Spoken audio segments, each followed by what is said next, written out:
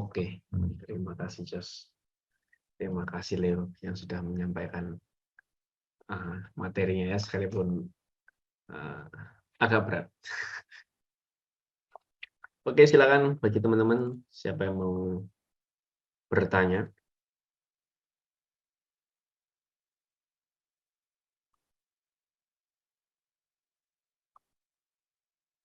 Atau sharing, tambahan, atau mau kasih kesaksian.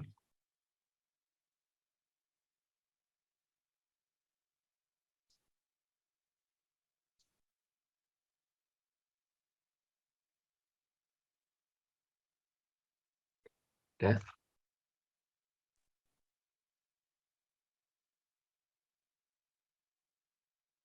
Ada di ketika saya menjawab pertanyaan Tristan lagi live ya. Ini ada nih. Oh, silakan. Ayo silakan. Ini kalau bahas soal ini ya, tabut perjanjian, kemah suci. Nah, ini sih sebenarnya menarik sih ya kalau kita pelajari ya, setelah kita dengar, kita bahas gitu. Karena kan pasti kalau dari teman-teman kita yang Kristen itu hal-hal yang semacam ini tuh lebih detail mereka belajarnya dibandingkan kita. Padahal sesungguhnya kitalah gereja pertama yang harusnya lebih ngerti dibandingkan mereka, karena pewahyuan itu turun atas gereja kita, dan sampai detik ini pun gereja kita masih nggak menghilangkan apa yang Tuhan kehendaki. Jadi kayak tadi Pia bikin kemah suci pun harus dengan teliti. Tadi kayak kata Jos tuh, bukan kata Jos sih, tapi berdasarkan pemaparan materi yang tadi tuh dengan teliti, dengan sesama. Jadi itu bukan perkara yang main-main gitu ya. Nah, aku tuh cuma bukan nambahin ya. Kalau mengingat kembali tabut perjanjian itu sesuatu yang menarik buat aku. Kenapa? Tabut perjanjian ini kan kayak apa ya? Kayak jimat lah ya, kalau dibilang secara gamblangnya gitu ya. Karena kalau dulu waktu zamannya Daud pun sama, waktu tabut perjanjian itu dibawa dibawa gitu ya. Nah, Daud itu selalu aja menang peperangan, menang apa, dan wah hebat lah gitu. Di mana tabut perjanjian itu ada, pasti menang. Ya, sampai suatu saat tabut itu dipindahkan ke rumah siapa ya? Melkisedek, bukan ya? Pernah dibawa gitu ya, oleh pokoknya tabut perjanjian ini dipindahkan dari Daud ke salah satu pengawalnya gitulah ya, mungkin pengawalnya itu nanti koreksi lagi lah, ada di Alkitab ada. Nah, akhirnya apa? Rumahnya pun diberkati gitu, rumahnya jadi orang yang punya tabut perjanjian ini mengalami banyak kemenangan, banyak keberuntungan gitu ya. Dan ini amazing. Ya, tadi kita belajar gitu ya, tabut perjanjian itu ya tempat Allah tinggal. Jadi kalau di mana Allah tinggal, harusnya kalau di mana Tuhan itu ada, pasti akan bawa dampak yang besar banget untuk sekitarnya gitu. Ya ada kemenangan, ada damai, ada sukacita, ada selalu membawa sesuatu yang berbeda gitu ya. Itu yang luar biasa. Nah, bahkan tadi dijelaskan Bunda Maria itu tabut perjanjian untuk tabut untuk di perjanjian baru gitu. Nah, coba kita flashback lagi gitu ya, hidup kita. Adakah tabut itu ada dalam diri kita gitu. Jadi ketika kita hadir itu dimanapun bisa bawa banyak perubahan, atau sebaliknya. Nah, tadi udah berkali-kali ya Jos udah menjelaskan, bahkan ngajak kita merenungkan, apakah kamu hari-hari ini masih terangmu itu redup, ataukah kamu udah tawar lagi. Nah, ini PR banget karena di masa-masa ini ya, mungkin orang udah banyaklah kita dengar berita-berita yang nggak oke, banyak hal-hal yang mengkhawatirkan, dan emang itu pun harus terjadi gitu ya. Tapi Allah kita kan Allah yang sama ya, dulu, sekarang, selama-lamanya. Dulu pun orang-orang di Perjanjian Lama pun mengalami hal-hal yang sulit, sampai adanya air bah segala macam. Itu kan kondisi-kondisi sulit dan Tuhan udah peringatkan. Tapi mereka sulit. Nah, tahun ini pun sama gitu ya. Sulit banget tahun ini, iya, karena diprediksikan nanti bulan 4 itu akan ada lonjakan apa namanya, keadaan ekonomi itu buruk, harga-harga akan naik. Bahkan prediksi orang yang lebih parah, lebih lebih apa lagi ya, lebih intim lagi dengan Tuhan, itu bukan kenaikan harga, itu ganti harga. Yang mungkin biasanya kita beli beras umpamanya paling murah 10.000 gitu ya. Nanti bukan 10.000, mungkin 20.000. Nah, itu yang akan terjadi. Tapi fase-fase itulah yang kita perlukan. Tabut Allah itu ada dalam diri kita gitu ya. Yang nggak mungkin kita ambil tabut yang ada di gereja kita gitu ya, nggak mungkin. Tapi kan kita harus buat tabut itu sendiri dalam hati kita. Kalau hati kita penuh dengan tabut Allah ya, perjanjian di situ ya, mau apapun yang terjadi ya kita tetap tenang karena kita tahu Allah megang kendali. Nah, ini yang jadi satu perenungan buat kita, karena mungkin hari-hari ke depan itu nggak semuanya enak, nggak semuanya. Oke, kalau sekarang ini Indonesia masih mending ya, kalau dengar berita cuma 30% kenaikannya. Kalau di luar negeri itu udah bukan 30%, udah 100%. Artinya apa? Udah ganti harga, nggak ada harga lama lagi. Sekarang harga baru. Jadi bukan kenaikan, mereka mau ganti harga. Itu lebih parah lagi kondisinya. Tambah sekarang ada Turki lagi digoyang. Nah, kita nggak tahu kondisi kita kayak gimana. Oke, kita nggak gempa bumi gitu ya. Tapi kan kita ini juga dalam ringnya jalur gempa bumi juga gitu ya. Nah, perlunya banyak berjaga-jaga hal itu. Udah kondisi ekonomi kita seperti ini, rawan bencana alam juga iya gitu ya. Nah, masihkah kita pegang kendali hidup kita tuh pada Tuhan gitu ya, pada tabut perjanjian. Kita masih ingat nggak janji Tuhan? Nah, kalau hari-hari gini nggak bisa dipungkiri teman-teman, gini banyak orang yang ya hari-hari gini orang tuh lebih apa ya, lebih rapuh dibandingkan dulu-dulu gitu. Karena kenapa? Makin hari makin zaman ini makin memaksa kita untuk apa ya, tertekan memang dengan tekanan zaman ini. Itu akan sangat berbeda dengan sebelum-sebelumnya. Bahkan dari tahun lalu pun berbeda banget di tahun-tahun ini gitu. Tekanan zaman ini lebih berat. Padahal kita pikir enggak kok, baik-baik aja. Semuanya juga enggak seperti itu. Perasaan enggak ada yang berubah. Semua berubah. Sekarang ini semua berubah. Buktinya apa? Itu akan banyak banget kelihatan dari cara kita berpikir, cara kita menghadapi setiap masalah, menghadapi setiap persoalan. Hati kita pun, cinta kita sama Tuhan pun bisa-bisa aja berubah karena mungkin dengan banyak kesibukan, dengan banyak tanggung jawab. Nah, itu nggak akan bisa merubah kondisi hati kita. Jadi kadang-kadang porsi tabur Tuhan dalam hati kita itu mungkin berapa persen, yang selebihnya tuh ya kekhawatiran hal-hal dunia yang adanya. Nah, ini yang kita tetap harus punya gitu, harus tetap kita jaga. Itu sih kalau menurut aku, tabur perjanjian ini harusnya ada di setiap rumah, di setiap hati kita, di setiap keluarga, supaya kita tetap tenang dan damai gitu. Walaupun kita tetap melewati goncangan-goncangan itu tetap gitu. Tapi kita harus ingat, tabur itu harus ada. Kalau Bunda Maria merupakan tabut perjanjian untuk di perjanjian baru. Nah, kita di akhir-akhir zaman ini bisa nggak kita jadi tabut perjanjian? Di mana ada kita damai di rumah, di mana ada kita damai di tempat kerja, di mana ada kita selalu bawa misi-misi kerajaan surga itu kemana-mana gitu.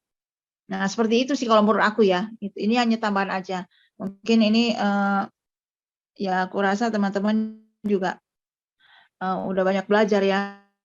Jangan kondisi kita, ya sekarang ini aku belum nikah, mungkin kakak mah enak. Enggak, tantangannya makin berat. Makin nikah makin berat tantangannya. Kita dipaksa harus dewasa gitu ya. Jadi di banyak hal lah ya. Walau single, kamu juga dipaksa untuk bisa survive, bisa lebih mandiri sebelum level berikutnya nanti udah punya anak beda lagi, udah beda lagi gitu. Tambah tekanan zaman ini beda.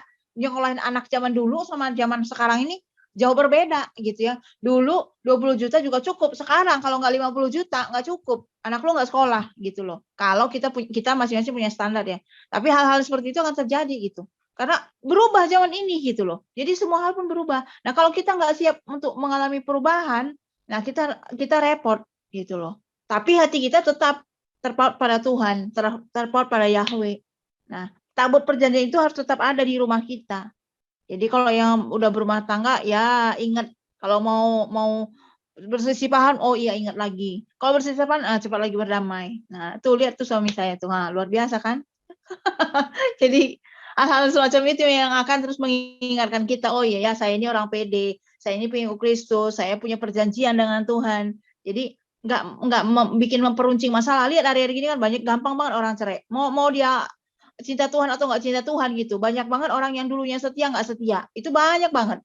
Jadi yang membuat orang itu bertahan apa? Ya sebesar apa tabut perjanjian dalam diri dia gitu. Seberapa besar porsinya untuk kita melakukan kehendak Allah. Kalau kata Tuhan no, ya kamu jangan coba-coba lakukan. Karena kenapa? Ya banyak kegagalan, banyak derita yang akan kamu tanggung gitu. Kalau kata yes, kata Tuhan, ya udah jalan terus tanpa harus kompromis dengan nanti gimana. Nah, itu saya.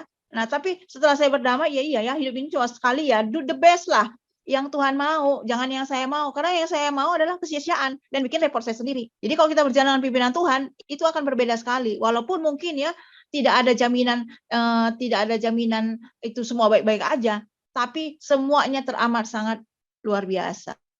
Itu sih teman-teman ya, dari dapur kami. Dapur rumah tangga kami untuk kalian yang masih single dan masih bahagia gitu ya.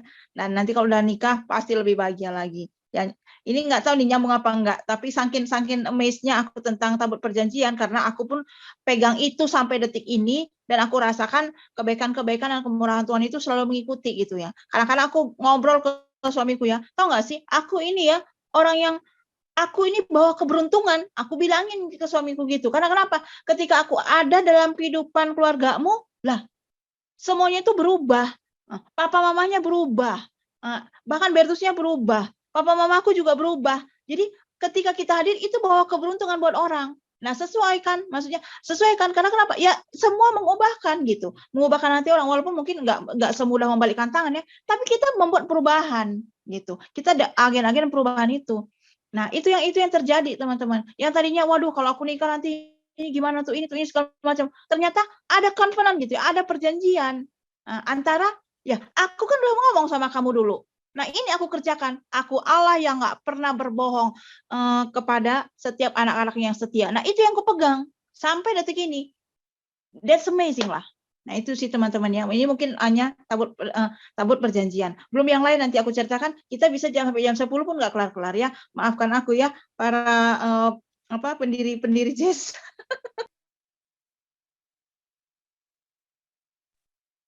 Luar biasa. Dan kalau kita lihat lagi dalam kitab Keluaran barusan kita baca dan kita bahas, di dalam tabut perjanjian isinya apa? Yang pertama ditaruh dalam tabut perjanjian adalah dua loh hukum Allah. Atau dengan kata lain, firman Allah. Itu juga yang menyebabkan juga Bapak-Bapak gereja mengatakan Bunda Maria sebagai tabut perjanjian baru karena Bunda Maria mengandung Sang Firman. Begitu. Maka juga salah satu cara supaya tadi sudah dikatakan Allah hadir, kemuliaan Tuhan hadir dalam rumah tangga kita, dalam diri kita masing-masing. Salah satunya juga dengan firman. Nah, ya. Gitu. Oke, ada lagi yang mau memberikan tambahan, kesaksian, dan pertanyaan? Yang masih tersedia waktu 15 menit nih.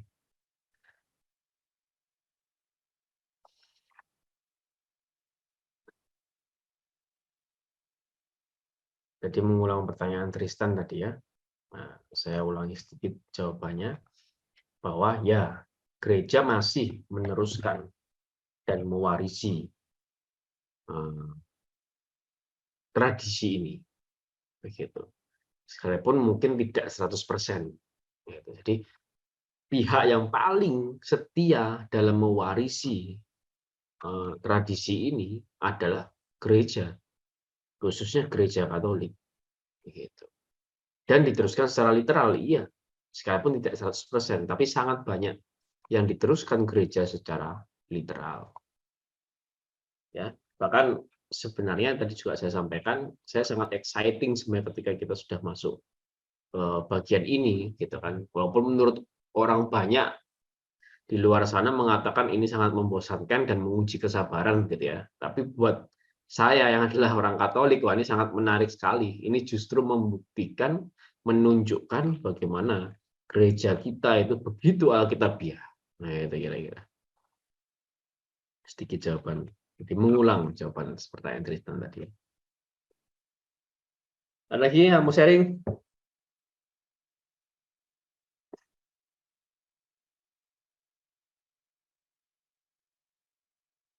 Ricardo ini mantap banget ya. Sharing Aku lagi. sekalian nambahin lagi soal ini Silakan, juga. silakan. Jadi, mungkin ulang lagi, kembali lagi tentang gereja Katolik, gereja apostolik. Apostolik sendiri kan dari apostol ya, murid gitu. Itu kan berarti kan gereja yang diturunkan memang langsung dari murid-murid Kristus pada waktu itu gitu. Dan kita mesti pahami juga bahwa konteks sosial kultural gitu ya. Pada saat itu sebenarnya kan murid-murid Yesus kan sebenarnya orang Yahudi. Ya. Jadi Yesus yang jelas pada waktu itu tidak langsung disebut Kristen kan. Pada saat Yesus ada itu tidak langsung disebut Kristen.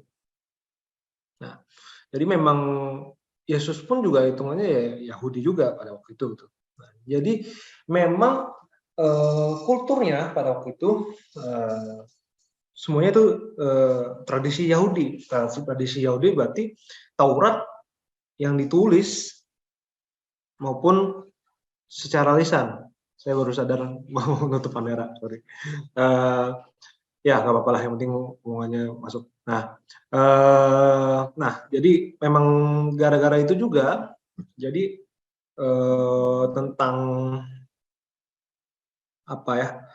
Tentang peraturan-peraturan yang kayak gini juga, itu juga yang ada juga di para muridnya juga, para gereja purba pada waktu itu. Dan karena gereja apostolik, jadi itu juga tradisi itu diteruskan juga sampai sekarang. Meskipun tadi benar seperti kata Baptus, tidak semuanya diikuti secara literal, tapi ada yang literal ya, ada yang disesuaikan ya, dan ya itu kembali lagi ke pengajaran gereja Katolik seperti apa. Demikian dari saya. Oke, mantap. Ada lagi? Masih ada waktu nih setelah 10 menit.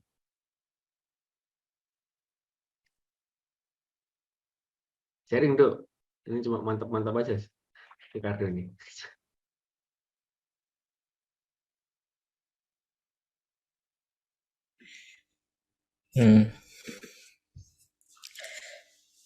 Aku juga itu sih, yang bagian awal itu, ya maksudnya secara, kok aku coba tarik-tarik lagi kan tadi, yang aku dapat juga pribadi itu emang mirip kayak Kak Yus juga, kayak kita tuh harus persiapin tabernakel kita juga secara simbolis juga sih.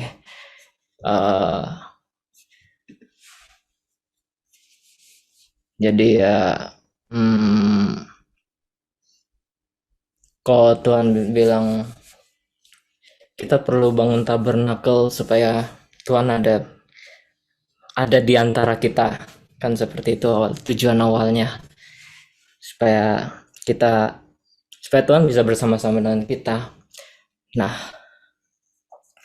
aku pribadi juga, oh iya ya, emang di dalam keseharian, apakah kita setiap pagi membangun tabernakel kita juga? Apakah kita mengatur persembahan-persembahan kita nggak ya buat Tuhan? Karena ya aku pikir ya hari-hari gini rasanya kalau emang nggak melibatkan hal-hal yang rohani, nggak radikal gitu, rasanya sih dunia sangat bisa mengguncang, sangat bisa nggak tenang rasanya. ya apa-apa kayak nggak connect gitu sama Tuhan. Ya melalui bacaan yang hari ini juga ya jadi diingatkan lagi untuk terlepas dari perasaan pribadi, perasaan kalut gitulah, uh, supaya kita tetap harus bangun tabernakel kita masing-masing. Ya,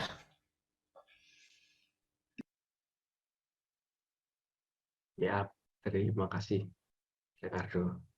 Luar biasa ya. Nah, itu permenungannya banyak sekali dalam sharing. Luar biasa. Ada lagi yang lain? Silakan. Masih ada waktu nih. Masih ada 8 menit lah. Sharing, kesaksian, ataupun pertanyaan.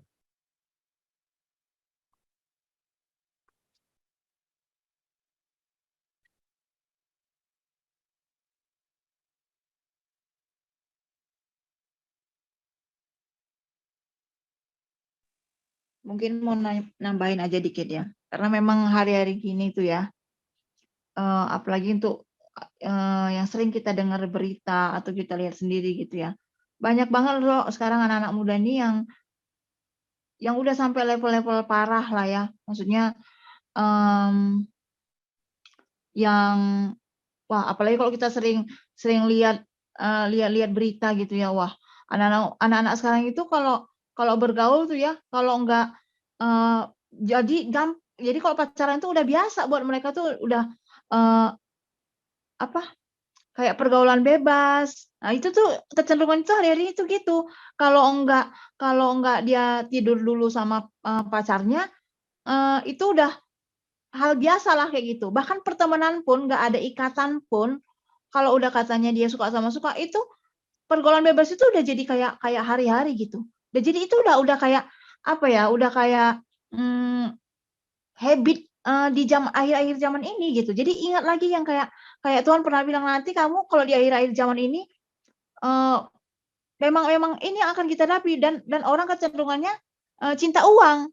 Nah, lihat hari-hari gini, anak-anak muda itu ngejar yang namanya apa kekayaan kan, gitu loh, dengan segala macam cara. Terakhir-terakhir ini kan kita dengar juga banyak anak-anak orang masih muda dia udah punya kekayaan besar dan akhirnya wah masuk penjara gitu ya.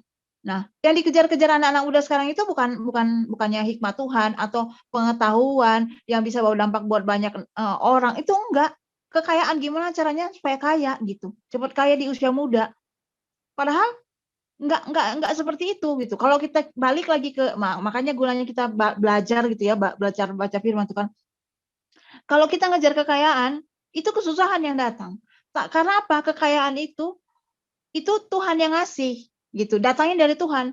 Kapan Tuhan memberkati kita? Pada saat kita tidur gitu. Bukan waktu tidur Tuhan kasih langsung harta. Enggak seperti itu gitu. Tapi bagian kita cuma hanya berusaha. Kalau Tuhan kasih sesuatu gitu ya, maksudnya ya Tuhan berkati apa segala macam, itu sebenarnya bukan untuk kita semuanya, pasti ada maksud Tuhan untuk kita bisa jadi berkat buat orang lain gitu ya. Tapi kecenderungannya yang akhir-akhir ini anak-anak sekarang, bahkan di anak-anak Tuhan juga, kalau kalian selidiki gitu ya, kalau kalian sering memperhatikan, lihat lagu-lagu rohani sekarang itu nggak kayak zaman dulu loh gitu loh. Asal aja gitu, asal nggak nggak kayak ada orang wah berubah gitu, enggak. Jadi komersil gitu. Ya itu juga lah yang aku bahas Vertus gitu ya.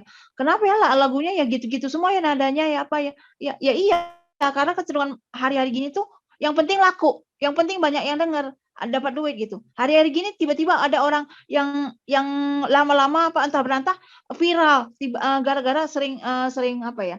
Sering live gitu, tiba-tiba tapi tidak bawa dampak apapun hari-hari gini untuk anak muda. Malah aku ditegur sama Versus, kamu kok nontonnya kayak gituan sih gitu, nonton orang berantem, nonton orang apa yang kamu dapat. Ya aku pikir ya nggak ada sih, hiburan doang, tapi kan hiburannya walaupun begitu kan ngeracunin otak kita jadinya ya gitu. Jadi kita oh orang kayak gini nge-live kayak gini dapat duit loh, dia banyak, dia nge-live bisa 4 jam dapat duit dia banyak dari YouTube atau dari apapun ya, dari TikTok apa segala macam gitu. Kayak gitu cara dia untuk dapetin duit gitu ya. Nah, hari-hari ini seperti itu. Jadi ya orang apapun dia tempuh untuk dapat duit gitu loh. Ya mungkin karena trennya sekarang begitu gitu ya. Tapi kita sebagai anak Tuhan ini yang nggak mungkin kita menghabiskan waktu dengan kesia-siaan seperti itu gitu. Tapi yang tidak bawa dampak buat banyak orang. Kalau kita cuma nonton live tapi nothing gitu ya, kita nggak dapat apa-apa, malah jadi otak kita jadi malah nggak lebih baik gitu ya. Itu nggak sama sekali nggak berguna gitu. Cuma itulah kecenderungan hari-hari gini gitu. Banyak orang yang ya seperti itu yang dikejar gitu loh. Nah ini jadi keprihatinan kita hari-hari gini gitu. Nah makanya aku pikir iya ya parah banget ya hari-hari gini. Iya aku mengerikan apalagi aku punya ponakan yang masih kecil. Mereka ini bisa survive nggak ya nanti di depan gitu. Bisa oke nggak ya? Sekarang kalau dulu kita gampang nyekolahin anak, sekarang pun kita lebih selektif nyekolahin anak. Kenapa? Kejahatan tuh bisa dari mana aja gitu. Bahkan dari sekolah yang bagus pun bisa aja terjadi kejahatan gitu. Nah, hal-hal semacam itu yang terjadi di akhir-akhir zaman ini. Orang tuh gampang nggak lebih berani untuk jahat. Nah, lebih berani untuk bunuh orang. Kamu dengar nggak berita-berita hari ini? Nah, gampang bunuh orang, coba. Jadi kayak udah nggak ada lagi perasaan. Yang penting, terus orang banyak yang kayak sakit jiwa gitu. Banyak hari-hari gini juga gitu. Ya ini karena tekanan zaman ini. Nanti ke depan tuh makin banyak lagi yang yang akan kita nggak usah heran kalau nanti hari depan tuh tiba-tiba dapat berita ini loh, kok nggak masuk akal ya, aku nggak masuk. Ya hal seperti itu. Bapak bunuh anaknya, istri hari-hari gini orang tuh gampang tuh selingkuh. Kalau umpamanya udah istrinya nggak oke, dia selingkuh. Nggak itu lakinya, nggak itu perempuannya sama. Nah hari ini parah. Nah yang kesetiaan itu susah banget didapat di hari-hari ini.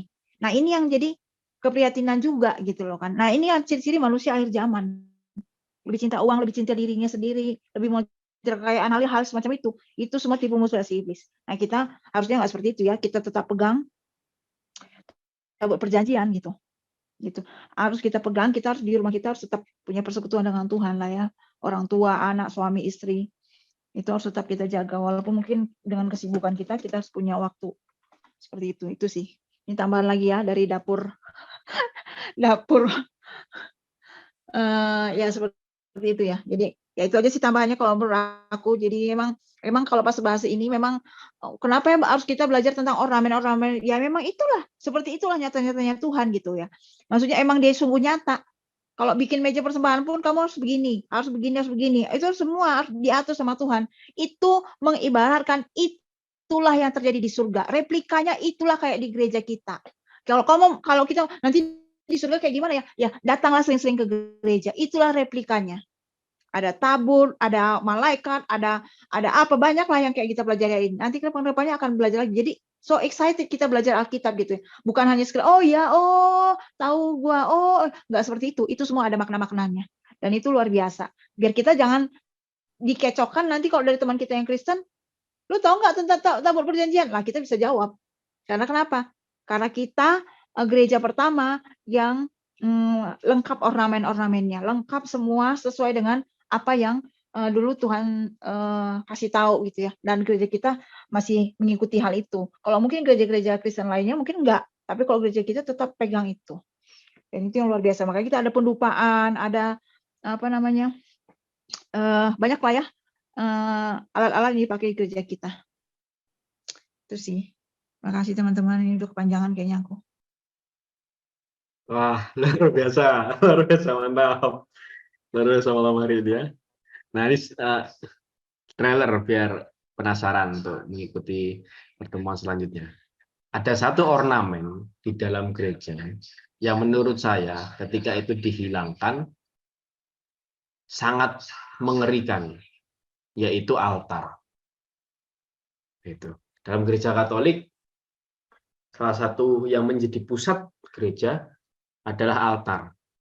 Karena di atas altar itu ekaristi dilakukan, konsekrasi dilakukan.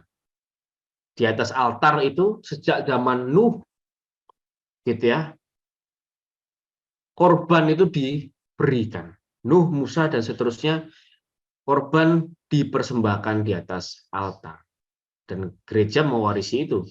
Korban Kristus, ekaristi diberikan di atas altar. Ketika altar itu hilang, maka bagian gereja itu hanya panggung. Sekali lagi, ketika altar itu hilang, bagian depan gereja itu hanya panggung. Dan ketika bagian depan gereja tidak ada altar lagi untuk mempersembahkan korban, dan isinya hanya panggung, itu yang akan merusak banyak sekali mentalitas umat-umat di gereja. Nah, seperti apa rusaknya? Nah, silakan temukan jawabannya nanti di episode selanjutnya, begitu ya. Ketika kita mulai masuk ke altar khususnya. Oke, setelah jam 9, maka kita tutup dengan pengumuman. Next, silakan. Oke, ini kontak kita. Silakan saksikan rekaman Jess di YouTube channel, dan silakan untuk info silakan bisa DM ke Instagram atau lihat post-post di Instagram @house.of.praise. Terus lanjut. Oke, pengumuman kita setiap Selasa teman-teman ya, ada persekutuan doa offline. Setiap Selasa PD selalu offline di ruang doa di sebelah kapel Rumah Sakit Santo Borromeus di Bandung. Lalu setiap Jumat kita akan ada Miracle Room online setiap jam 7 ya, di Zoom ini, link Zoom yang sama dengan Jess. Lalu 2 minggu lagi, 23 Februari, kita akan kita masuk ini mulai mesbah korban bakaran ya. Ini menarik. Pelataran, minyak lampu, dan pakaian imam. Wah, ini menarik juga nih. Ini sangat exciting untuk 2 minggu lagi ya. Ajak teman-temannya, ajak saudara-saudaranya, ajak siapapun, kenal nggak kenal, ajak aja ya. Untuk kita bergabung bersama-sama di chat, kita saling sharing, kita mendengarkan sharing, kita juga mendengarkan pengajaran. Oke, next.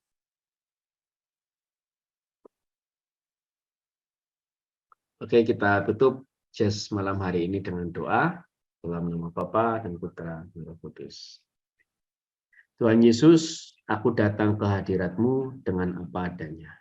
Aku menyesal atas dosa-dosaku, aku bertobat atas dosa-dosaku, ampunilah aku. Dalam nama-Mu aku mengampuni orang-orang yang telah berselingkuh padaku. Aku menyangkal setan dan roh-roh jahat dengan segala tipu muslihatnya. Aku menyerahkan segenap diriku kepadamu Yesus, sekarang dan selama-lamanya. Yesus, aku mengundang-Mu ke dalam hidupku. Aku menerimamu sebagai Tuhan, Allah dan penebusku. Sembuhkanlah aku, ubahlah aku, kuatkanlah aku dalam jasmani, jiwa dan rohaniku. Datanglah Tuhan Yesus, bungkuslah aku oleh darah-Mu yang kudus, dan penuhilah aku dengan roh kudus-Mu. Aku mencintaimu Tuhan. Yesus, aku memuji-Mu Yesus, aku berterima kasih kepadamu Yesus. Aku akan mengikutimu setiap hari sepanjang hidupku. Amin. Bunda Maria, Ratu Kedamaian seluruh malaikat-malaikat dan orang-orang kudus, tolonglah aku. Amin. Kemuliaan kepada Bapa dan Putra dan Roh Kudus, seperti pada permulaan, sekarang, selalu, dan sepanjang segala abad. Amin. Santo Basilius Agung, Santo Yohanes Chrysostomus, Santo Gregorius dari Nazianzus, doakanlah kami. Amin. Dalam nama Bapa dan Putra dan Roh Kudus.